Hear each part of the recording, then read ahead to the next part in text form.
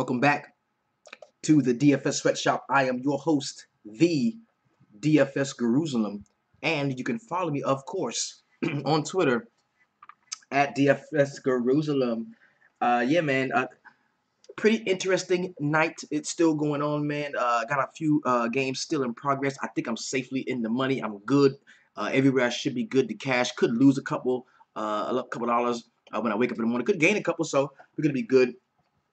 And yo, shout out to the homie Corey Randall. 11 days in a row for the homie, no smoking. Yo, I understand the struggle. Yo, let me tell you something. So, okay, so I'm in the barbershop today, right? And you know, I quit smoking maybe about 3 weeks ago. Almost going on a month, right? So I'm in the barbershop this morning. Guy comes in because the store next door to us, they sell Lucy's, right? I know because I ran over there and I bought one, you know?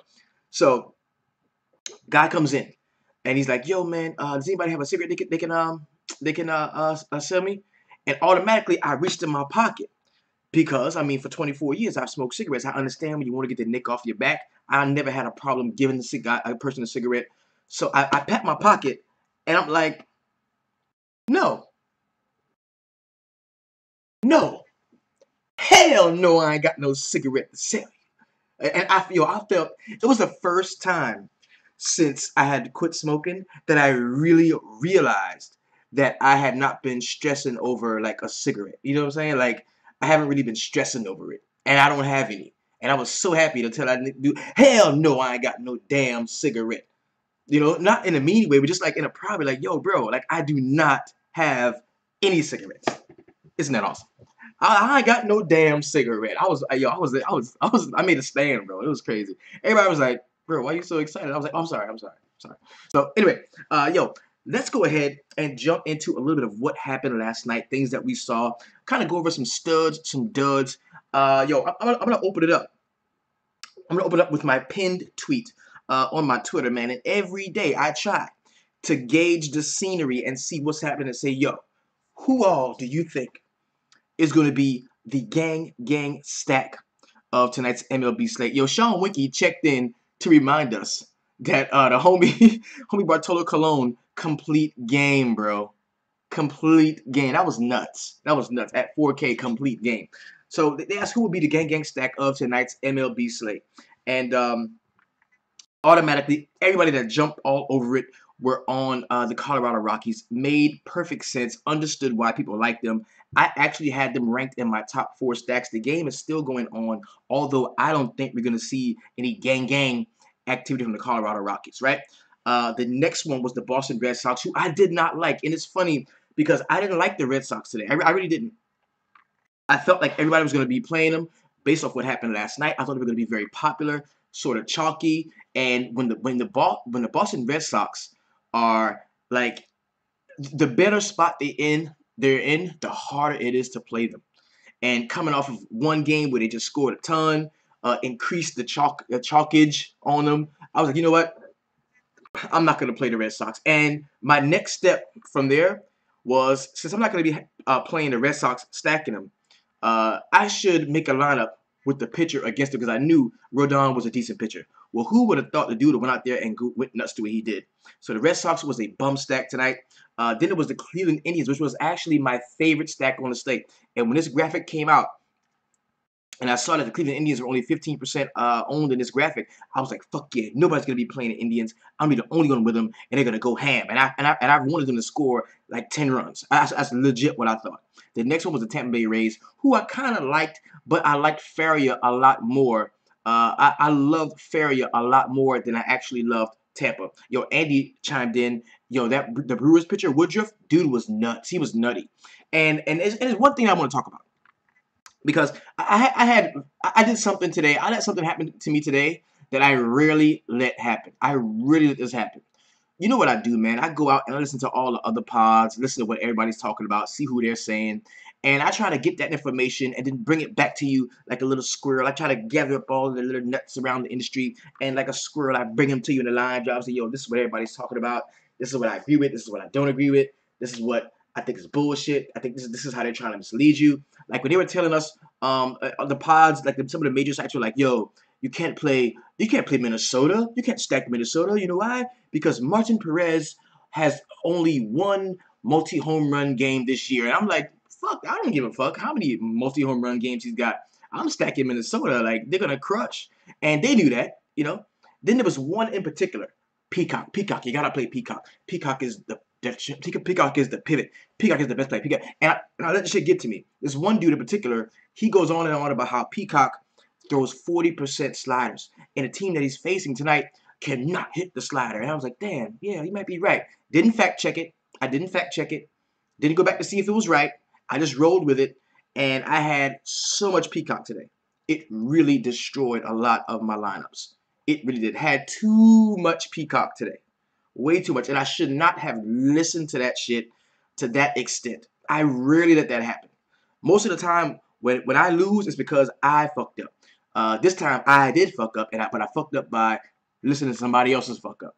There's no way I should have been on Peacock at 10.3. There was just too much value in the mid-tier, and I was building lineups that I wanted to.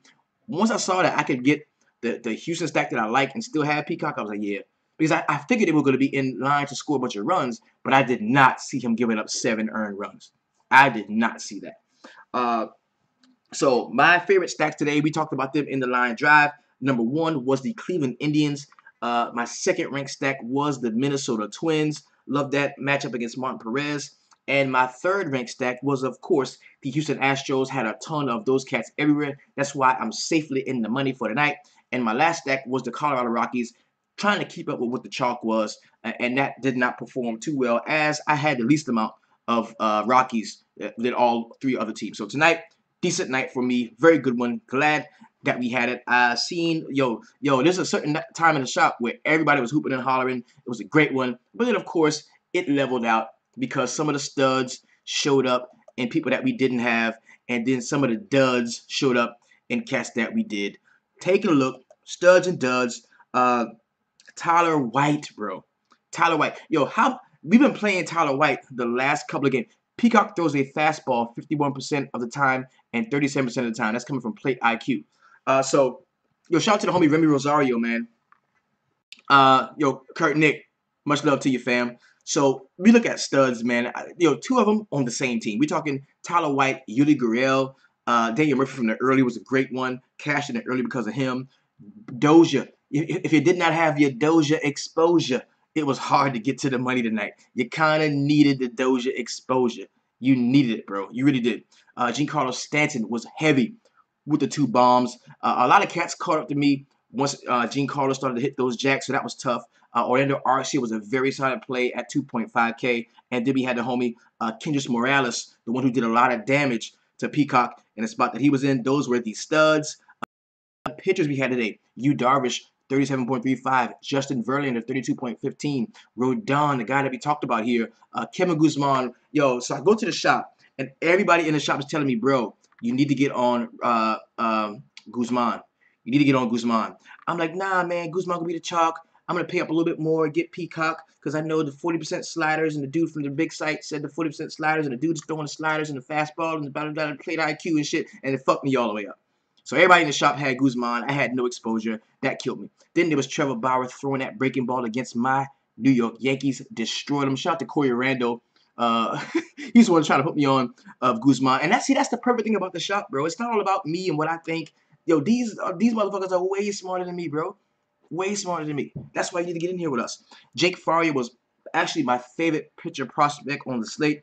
25.9 was very good. Would have loved it if he got the win, man. We did not see the bat show up in Tampa Bay, man. We just did not see that. And then, of course, the homie Woodruff in Milwaukee against Faria, 24.85 GK points. Very solid game there from him. Very solid game from the cheap play there. So now let's get into some of the duds, man. Vince Velasquez is still pitching, I believe, 7.25 dud. Adam Conley didn't fool me. Fool me once, shame on me. Fool me twice, shame on me. No, he was bad. 5.2, horrible.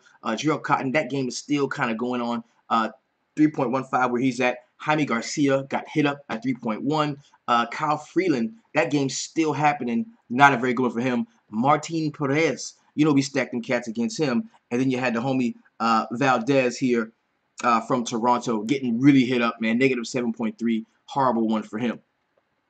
This is the gang stack of the night. I'm talking Tyler White, Yuri Gurriel, Marvin Gonzalez, Alex Bregman, Brian McCann, Josh Reddick, and the homie Carlos Beltran. I'm gonna tell you something, bro. Houston is always in line to blow up. Houston, Houston, Houston is always in line to blow up. And the funny thing is, everybody always says, anytime I put Houston in the graphic, they're like, yes, I love Houston. They always like run away in the voting. But when it comes time, when lineups lock and you look at them, you never see like complete ownership of Houston guys. Is it because they're so good, they're so pricey? We let pitching take us off of them because we can't afford for the high dollar pitching and the Houston bats? Is it because we can't afford Coarse and the Houston bats? We can't, you know what I mean? We can't afford the high dollar Coarse bats and Houston bats. Whenever there's like a couple of pitchers that's priced up, whenever there's a couple of pitchers that's priced up and you've got Coarse on the slate, bro, it totally makes Houston one of the more playable stacks. Definitely. Because one thing they do, they keep you honest in terms of pitching. You can't go out and just spend all kind of money on bullshit pitchers that are going to get you 20 points. You know what I mean? They keep you honest in terms of pitching. And them as a stack, man, always really good way to go. So, that was funny. This is the early lineup, bro. I hate when this happens. You got your early lineup, your lineup cracking, and you got every bat you want, and you find out you're $100 over the cap. That sucks. I hate when that happens. So let's go ahead, man, and jump into the slate. We've got, of course, let's go. We've got 15 games tomorrow, but we've got 3 in the early. We've got 3 games in the early. Okay, so that's gonna be the Washington, Chicago, the Dodgers, Mets, and the Milwaukee, Tampa Bay. All of those are going to be early games. Then aside from that, we've got 12 going off. I'm going to run through each of these games, man. We're going to try to knock it out and get through with it. We're going to be discussing park factors because it does matter where they're playing. We're going to be discussing, the situation that they're in, if they're home against righties, home against lefties, all of that good stuff that we do every evening. And we're going to also, we just want to find out pitching. That's what we want. We want to chop up pitching. So let's go ahead and chop up the early slate first. I'm going to go to DraftKings as a reference just to make sure we have the right pitchers. We got John Lackey, Edwin Jackson are 2 guys that we're going to see in the first game. The Washington Nationals and the Chicago Cubs, 7-mile-per-hour wind going out toward right field in Wrigley. 0% chance of rain here, 74 degrees with a 54 dew point. Jackson at 6.4, John Lackey 7.4. Let's take a look immediately what the Washington Nationals do on the road versus right-handed pitching. I think it's pretty decent. 204 ISO, of course, a above 300 WOBA, 330. Excuse me, 324 WOBA here, a 22.9% K rate. That's gonna put some of the Nats bats in play for me. Now, will I just play every Nat bat the way I did the other day? Probably not, but it is gonna put them in play for me. John Lackey 7.4. Take a look at him over his last few starts.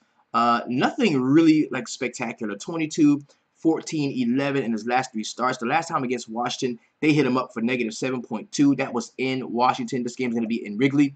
Edwin Jackson at 6.4. Don't love him. We take a look at what the Chicago Cubs do at home against right-handed pitching. It's not horrible, not great. I'm talking a 168 ISO, 317 WOBA with a 20.6% K rate. Don't think Jackson is going to be usable here. Lackey's not a guy that I absolutely love. I would much rather look to the bats in this spot and then grab my pitching in one of the other 2 games. Next game I'm going to come across is the Los Angeles Dodgers and the New York Mets. Rich Hill, 12K. Seth Lugo, 5.4. Rich Hill, man, priced all the way up in this spot. 18, 24, 28, 29, 38. This is a straight path of dissension is what you see here. The Dodgers know. And Arenado just hit a jack. Cool. The Dodgers know they're safely in the postseason. They're going to make it, bro. They're not trying to stretch their pitching out. They added you Darvish. They've strengthened the bullpen some. They're not trying to stretch these pitchers out. And if the Dodgers jump all over the Mets' ass in this spot, I really don't think we're going to see enough Rich Hill to justify paying 12K for him. On the other hand, Seth Lugo at 5.4, very cheap play. Guy does have some decent stuff, man, but just against the Dodgers, it's going to be tough. The problem is you got to play somebody. 6.4, 8.7, 19.4 in his last 3 starts, but like I said, you got to play somebody. And Rich Hill, probably a very safe option. We look at what the Mets do at the crib versus left-handed pitching. I don't think it's going to be that great. Oh, 208 ISO, which is kind of decent. Actually, it's pretty good. 208 ISO, 315 wOBA, but the 26% K rate is something that is going to leave a lot to be desired. So if you wanted to play Rich Hill, I think you could if you needed to. If you needed to play him, you can. He's a guy that I'm definitely going to consider. Looking at the Dodgers on the road versus righties, I don't think that they've been bad on the road versus righties, actually. We're looking at a 180 ISO 352 wOBA with a 20.6% K rate. So I'm going to look for the pitching in the other game. Man, I'm going back to the well. Milwaukee Brewers, Tampa Bay Rays. We know that the Rays strike out a ton. We're going to check them out at the crib versus right-handed pitching. Here we go. 28.4% K rate, 168 ISO, a 299 wOBA. This means that Zach Davies is safely in play even at the price of 8.2. Zach Davies has been pitching his ass off recently, and you got to let that be known. He just has been. Word. 17.5, 31.65, 18, 10, 15, 15, 16. Very, very safe pitching in his last few starts. So that's definitely a guy that I think we can use. Alex Cobb, 7.1. You're going to look to the Milwaukee Brewers on the road versus right-handed pitching. Don't think that they have been awesome, actually. I'm talking about a 27.7% K rate, 312 ISO, excuse me, 312 wOBA with a 139 ISO. So, if you wanted to grab pitching in both of these spots and think you're going to see a game like we saw last night, which is a 2-1 score and both pitchers had fairly decent games, maybe that happens. You want to grab one, you want to grab Alex Cobb at 7.1, get a discount of 1,100 from Zach Davies. Negative 15 against Houston, but that's Houston. 26 against Baltimore, 17 against Texas, 21 against the LA Angels, and 25 against Boston. So if you wanted to play, if you want to play the homie Alex Cobb, I wouldn't have a problem either. Pitching is going to be benefited in this game by being in Tropicana, very solid spot for pitchers. So the guys that I would like the most on this early slate is going to be Rich Hill, who I love because that's 12K. Give me Zach Davies, Alex Cobb, or maybe Edwin Jackson. Maybe Edwin Jackson. That's where I would go. So let's go ahead and move on to the main slate, man. First game on the slate is going to be the Detroit Tigers here and the Baltimore Orioles. We've got this unconfirmed pitching here on RotoQ. Let's go over to DraftKings and see exactly who we got. Wade Miley, Drew Verhagen. Not much information on either of these cats. Well, man, not a lot of information on either of these cats, man. Drew Verhagen, right-handed pitcher, one game played, 1 inning pitched. Damn. Against Houston, 13-1, 730. He said not Edwin. He said not Edwin. Wade Miley at 5.4. Nah, give me the bats in this spot. I have no interest in either of the pitchers in this spot at all. Just give me the bats here. No interest. So then we've got another game in Pittsburgh with the Padres and Garrett Cole and the Pirates here. Let's go and check and make sure these are the correct pitchers that we have. Garrett Cole, Dinelson Lamet. Garrett Cole is priced up to 11K, bro. 28, 15, 30 in his last 3 starts. The 28 was actually against San Diego in San Diego. Not that big of a park shift here. Pretty much the same deal.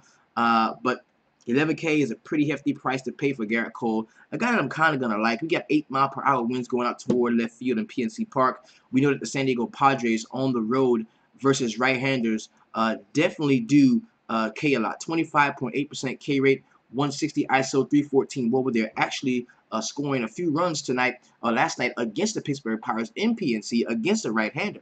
Not as good as Garrett Cole, though. So 11K, he's a guy that I'm going to consider in an 8-run total. Dinelson Lamet, 8.4. We look at what the Pittsburgh Pirates do at the crib versus righties. Not that awesome either. We've got them toward the bottom half of the league here. Actually, bottom 0.090 ISO with a 278 wOBA, 16.3% K rate. So, if you wanted to get the discount, Robert Lamet in this spot, he could be in line for the win just based off how bad the Pittsburgh Pirates have been playing at the crib. That's something that you can take a look at. I'm going to highlight him, but we will revisit that in the line drive at 5. Once the orders come out, we can take a closer look. Next game we got is the Miami Marlins and the Atlanta Braves. You got Dan Straley, 7.5, Mike Folowitz, 7.6. Let's go over to DraftKings to make sure this is the correct pitching that we're going to be seeing here. Yes, sir. Fulte, 7.6, a very fair price on him, man. You look at the Miami Marlins and what they can do against lefties. They've got one of the best righty hitters in the league, in the game, in Giancarlo Stanton. Guy just went out and had 2 jacks last night. This is a park that is built for lefty power, so that does benefit cats like Christian Yelich, who didn't really get off last night. It does help him out a lot. Maybe some Derek Dietrich. So I wouldn't curb my enthusiasm when it came to Folowitz, man. At 7.6, you know, the price is fair, man, but a negative 1.6, 25, 17, 11, 18, 33 in his last 6 starts. You know, nothing to really write home about, actually. Look at Dan Straley, a very hard thrower, man. You just don't want to test Atlanta at the crib against right-handed pitching.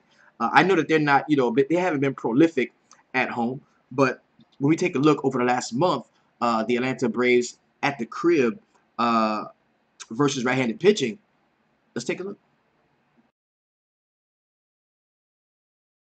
24.9% K rate, 166 ISO with a 307 WOBA. That is not horrible.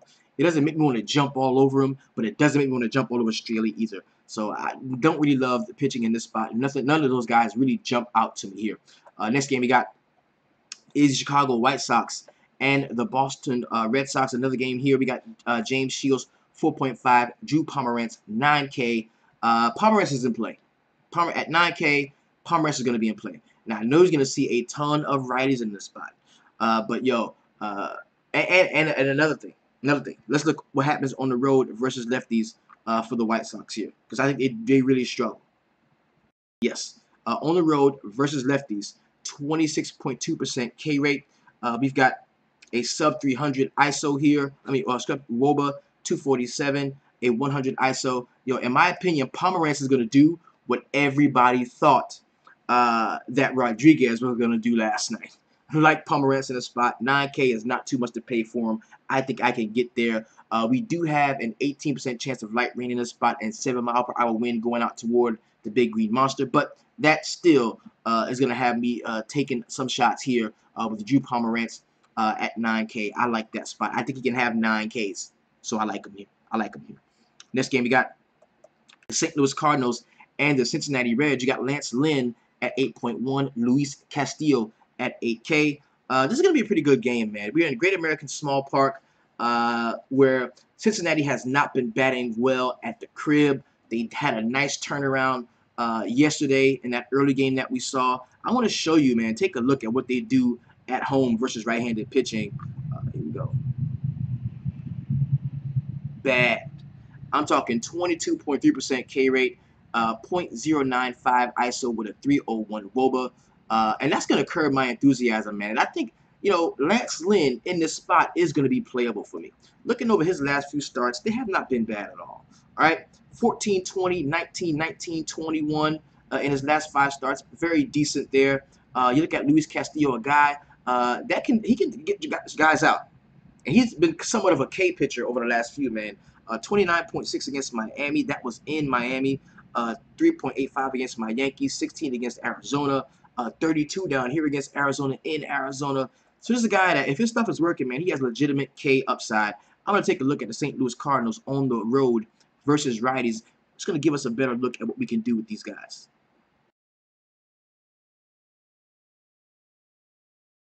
I mean, they're right there, bro. 23.3% K rate.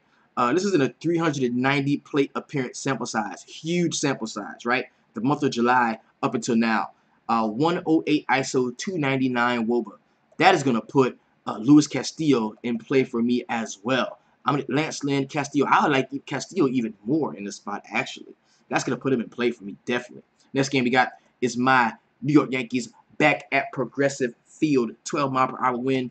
4% chance of light rain, 53 dew point with 74-degree temp. We got Jordan Montgomery at 6K, Danny Salazar at 9.4. Yo, just playing the Indians against lefties is a thing. I'm telling you, it really is. Jordan Montgomery's a young pitcher that I really like, but let's be real about it, man. He's not been great recently. He just hasn't. 3.2 to 27.2 against Cincinnati, but then 2.7, 3.6, 9.5, 10.4. And Cincinnati was slumping really hard in this spot. They're just starting to wake up out of it.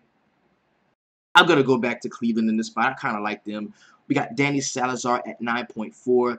Very solid performance coming off of his injury off of DL in his last two starts. 26, 31.15. It depends on what the Yankees roll out. I think I can give him some consideration depending on what the Yankees roll out. But yo, no Montgomery. I'm gonna like some Cleveland in this spot. I'm gonna highlight Danny Salazar. We will revisit that during tomorrow's line drive once the orders come out. Next game we got is the Toronto Blue Jays and the Houston Astros. Marco Estrada 6.3, Charlie Morton 9.5. Yo, Morton at 9.5. Decent couple of starts recently, man. 20.5 against Tampa, 34.15 against Philadelphia. Look at the Toronto Blue Jays, man. They woken up. I mean, their play completely got overshadowed yesterday by what the Houston Astros did to them. But I definitely don't want to play. I don't want to play Charlie Morton against Toronto. I really don't. Looking at what they do on the road versus righties, Toronto is not that bad. Okay, and some of these numbers should be bolstered by what they did last night. I'm talking 165 ISO, 304 WOBA with a 21.3% K rate as a team. Yo, I'm not.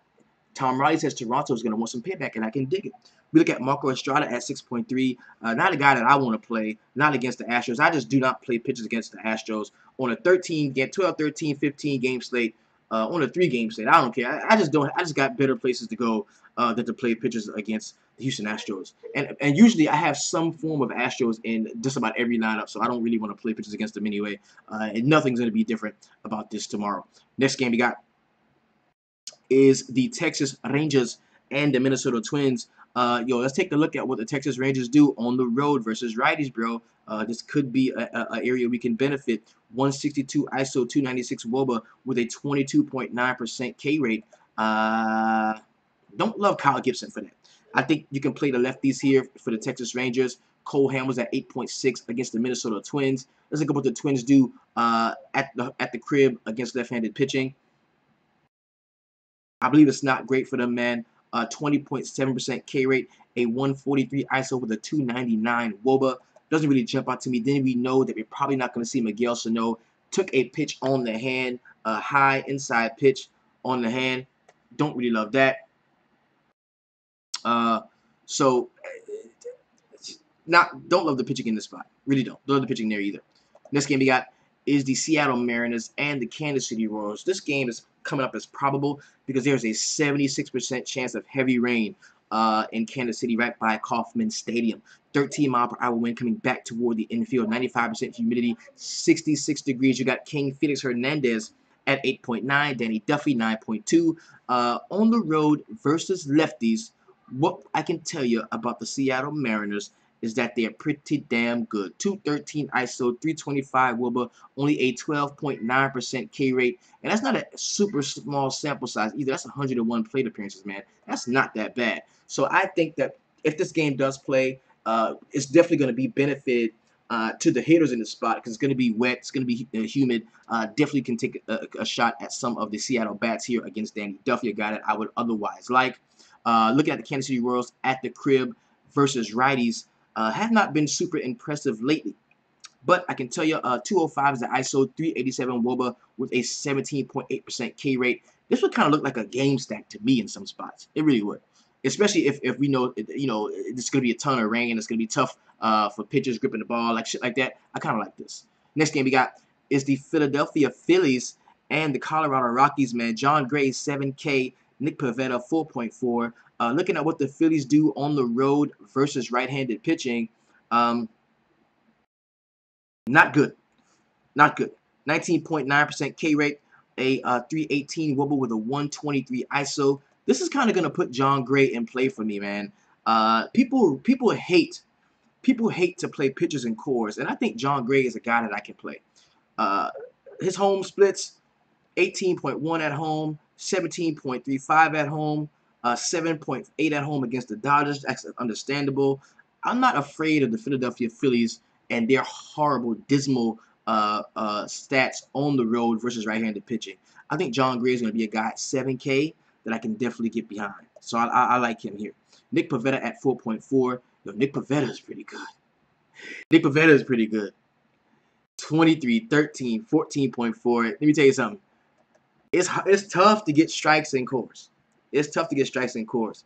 But when you're talking about 4.4, which will probably be, Nick Pivetta will probably be one of the more contrarian plays on the slate for two reasons. Number one, you're playing a pitcher in Coarse, and most motherfuckers have been conditioned by the largest sites to never play pitchers in Coarse.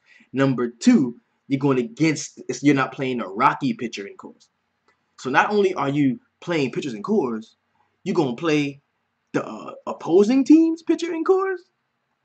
And in fact, 4.4, if that's a curveball. That's something. If you can sneak that by, motherfuckers, that's gonna be nice. So I am gonna consider Nick Pivetta. I'm gonna consider pitching in this game altogether. Pivetta and or John Gray. I'm gonna take a look at this. Yo, Dexter Pope says 4.4 for Pivetta is criminal, and I can agree with that, bro. Dude is pretty good. He is pretty good.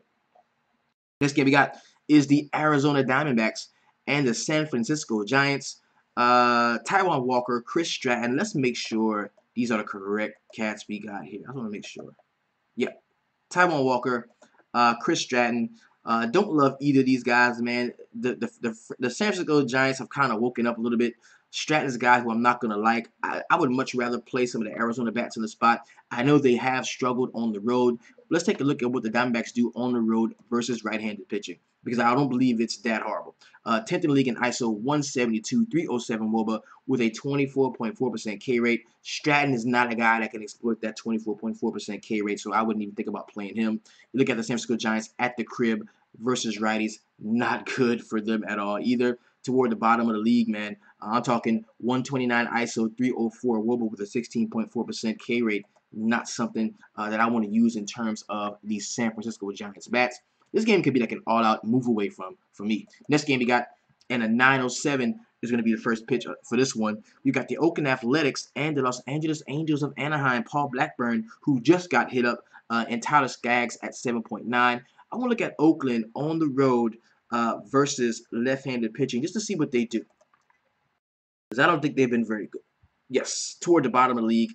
0.094 ISO, 264 WOBA with a 22.9% K rate. The question you got to ask yourself is Tyler Skaggs at 7.9 the type of pitcher that can exploit that against Texas? 18.8, 18.35, 30.15. Skaggs coming off of the DL, man. I hate to play pitchers fresh off of the DL, but in a spot like this, in a huge ballpark, Angel Stadium, huge ballpark, a lot of lefty-righty stuff going on here because, you know, Oakland can mash a lefty sometime.